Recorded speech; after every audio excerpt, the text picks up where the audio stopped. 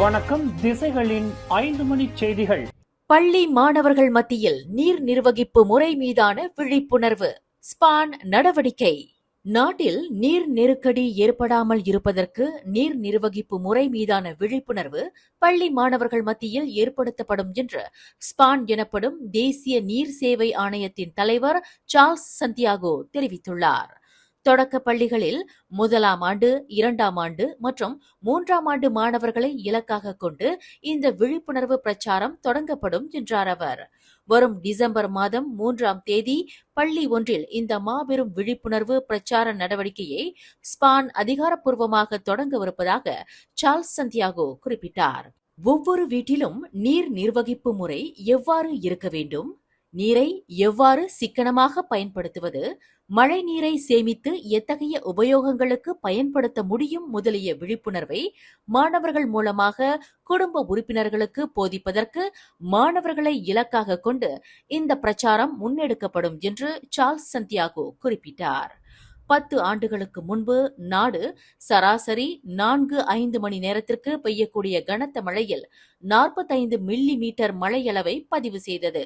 தற்போது 1 மணி நேரத்தில் பெய்யக்கூடிய கனத்த மழையில் 50 மில்லி மீட்டராகவும் 3 மணி நேரம் பெய்யக்கூடிய மழையில் 150 மில்லி மீட்டராகவும் மழையளவை நாடு பெறுகிறது. ஒரே நேரத்தில் கனத்த மழை, அளவுக்கு அதிகமான நீர், அதன் பின்னர் மழையின்றி நீண்ட வறட்சி என்ற அளவில் நாட்டின் சீதோஷ்ண நிலை மாறி மாறி வருகிறது. இந்த பருவநிலை மாற்றத்தினால் ஏற்படக்கூடிய சவால்களினால் 6 மாதம் வரை மழை பெய்யாத நிலையும் ஏற்பட வாய்ப்புண்டு. இதனால் மலேசியா மட்டுமின்றி உலக நாடுகள் பல நீர் நெருக்கடியை எதிர்நோக்கும் அபாயத்தில் உள்ளன. அனைவரது மத்தியிலும் தற்போது நீரின் பாதுகாப்பு முக்கிய கவலையாக இருந்து வருகிறது. எனவே ஒரே குடும்பத்தில் நீரை எந்தெந்த வகையில் சிக்கனப்படுத்த முடியும் என்பது மீதான விழிப்புணர்வு முதலில் பள்ளி மாணவர்கள் மத்தியில் ஏற்படுத்தப்படும் என்று சார்ல்ஸ் சந்தியாகோ தெரிவித்தார். 15,000 மாணவர்களை இலக்காக கொண்டு தமிழ், சீனம் மற்றும் தேசிய பள்ளிகளில் நீர் நிர்வகிப்பு முறை மீதான விழிப்புணர்வு ஏற்படுத்தப்படும் என்று சார்ல்ஸ் சந்தியாகோ குறிப்பிட்டார். ப்ரோக்ராம்லாம் அவ்வளோ எஃபெக்டிவாக தெரிய மாட்டேங்குது. ஏன்னு கேட்டிங்கன்னா, நம்ம யார்கிட்ட நம்ம பேசிக்கிட்டு இருக்கோம், எல்லாம் பிரிவுகளில் பேசிக்கிட்டு இருக்கோம். எல்லாம் 40 வயசு, 35 வயசு அந்த மாதிரிலாம் பேசிக்கிட்டு இருக்கோம். ஆனால் அதை பேசி ஒன்றும் செஞ்ச மாதிரி தெரியல பாருங்க. ஸோ அதனால் இப்போ ஸ்ட்ராட்டஜியை மாற்றியாச்சு. இப்போ ஸ்ட்ராட்டஜி இப்போ ஸ்கூலுக்கு போகிறாங்களா, ஸ்டாண்டர்ட் 1, ஸ்டாண்டர்ட் 2, 1வது, 2வது, 3வது பாடம் இது பண்ணுறாங்களா, படிக்கிறாங்களா, அங்கே தான் நம்ம ஃபோக்கஸ் பண்ண போகிறோம். ஸோ டிசம்பர் 3ஆம் தேதி நம்ம பெரிய லெவலில் ஒரு ஸ்கூலில் இந்த ப்ரோக்ராம் நம்ம ஆரம்பிக்க போகிறோம். பிள்ளைங்க அவங்க அப்பாட்ட சொல்கிறது, அவங்க அம்மாட்ட சொல்கிறது, அவங்க தாத்தாட்ட சொல்கிறது, நீங்கள் ரொம்ப தண்ணி பாய்க்கிறீங்க, தண்ணி நீங்கள் குறைக்கணும், அந்த மாதிரி ஒரு உணர்ச்சியை உருவாக்கணும். பேஸ் பண்ணி சொல்லி ஒன்றும் நடக்கல. ஆனால் பிள்ளைங்களை சொல்லி பார்ப்போம்னா ஒரு மாற்ற முடியுமான்னு. ரெண்டாவது பிள்ளைங்க சொல்ல போகிறாங்க அவங்க அப்பா கிட்ட, நீங்கள் காடி கழுவுதுன்னா தண்ணி மழை தண்ணியில் நீங்கள் கழுவுங்க, நீங்கள் குடிக்கிற தண்ணி கழுவாதீங்க, அந்த மாதிரி ஒரு உணர்ச்சி உருவாக்கணும். இன்று மதியம் கோலாலம்பூர் பங்சாரில் ஸ்பான் நடத்திய ஊடகவியலாளர்களுடனான நல்லிணக்க சந்திப்பு விருந்து நிகழ்ச்சிக்கு பின்னர் செய்தியாளர்களிடம் பேசுகையில் ஸ்பான் தலைவரான சார்ல்ஸ் சந்தியாகோ இதனை தெரிவித்தார். ஸ்பானுக்கும் ஊடகவியலாளர்களுக்கும் இடையில் நல்லுறவை ஏற்படுத்தும் வகையில் ஸ்பான் நடத்திய இந்த நிகழ்வில் இதுநாள் வரையில் ஸ்பான் மேற்கொண்டு வரும் முயற்சிகளுக்கு ஒத்துழைப்பு வழங்கி வரும் ஊடகவியலாளர்களுக்கு சார்ல்ஸ் சந்தியாகோ தமது நன்றியை தெரிவித்துக் கொண்டார். பேரா இப்போ தமன் புத்ரி லிண்டோங்கான் பின்தாங்கில் தனது அத்தையை கொலை செய்ததாக ஆடவர் ஒருவர் இப்போ மஜிஸ்ட்ரேட் நீதிமன்றத்தில் இன்று குற்றம் சாட்டப்பட்டார். 21 வயது லீ ஹவ் இ என்ற அந்த இளைஞர் கடந்த நவம்பர் 10ஆம் தேதி காலை 8:25 மணியளவில் 54 வயதுடைய தனது அத்தை லீ ஹுய் திங் என்பவரை கொலை செய்ததாக குற்றம் சாட்டப்பட்டார்.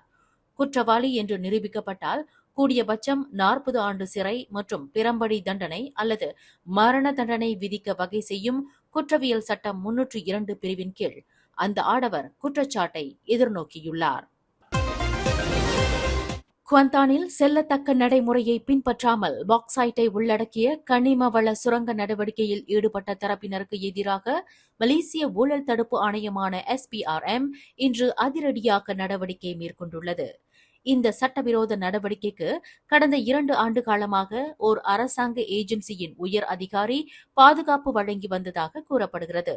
குவாந்தான் புகிட் கோ பகுதியில் SPRM மேற்கொண்ட நடவடிக்கையில் 2 நிறுவனங்களின் உரிமையாளர்களையும் ஓர் அரசாங்க ஏஜென்சியின் உயர் அதிகாரியையும் அந்த ஆணையம் கைது செய்துள்ளது. சம்பந்தப்பட்ட சட்டவிரோத கனிமவள சுரங்க நடவடிக்கைக்கு இடையூறு ஏற்படுத்தாமல் அதற்கு பாதுகாப்பு வழங்கி வந்ததற்காக அரசாங்க ஏஜென்சியின் உயர் அதிகாரி பல லட்சம் வெள்ளி லஞ்சம் பெற்றதாக கூறப்படுகிறது.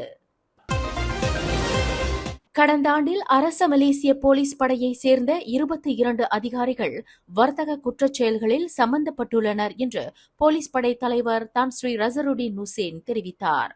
அதேவேளையில் இவ்வாண்டில் வர்த்தக குற்றச் செயல்களில் சம்பந்தப்பட்டுள்ள போலீஸ் அதிகாரிகளின் எண்ணிக்கை உயர்ந்திருப்பது அச்சத்தை ஏற்படுத்துவதாக உள்ளது என்று IGP குறிப்பிட்டார்.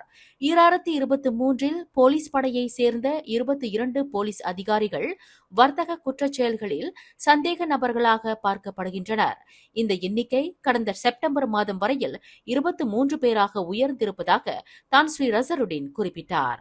இன்று புகிட் அமான் போலீஸ் தலைமையகத்தில் வர்த்தக குற்றத்தடுப்பு பிரிவின் மாதாந்திர பேரணி நிகழ்வில் கலந்து கொண்டு உரையாற்றுகையில் IGP மேற்கண்டவாறு கூறினார்.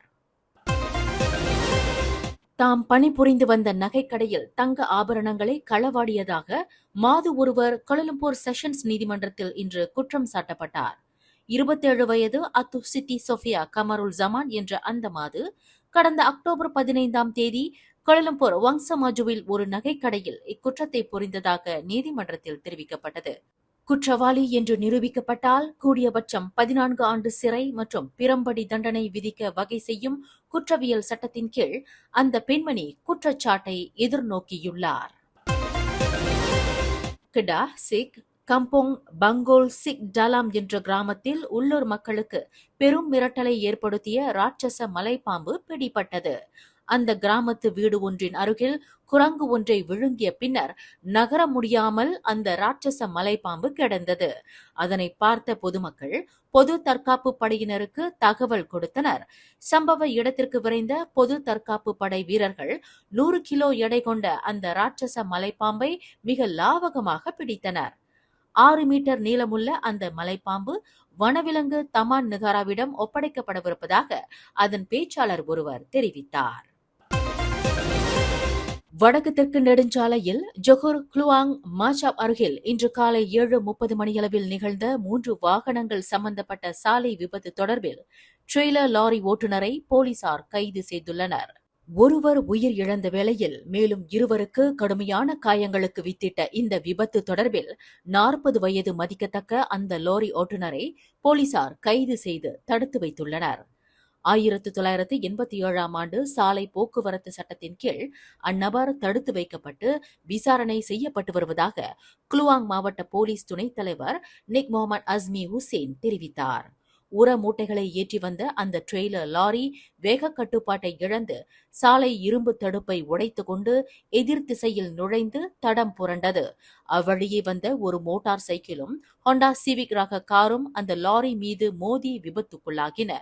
இதில் 33 வயது மோட்டார் சைக்கிளோட்டி கடும் காயங்களுடன் சம்பவ இடத்திலேயே மாண்டதாக நிக் முகமது குறிப்பிட்டார்.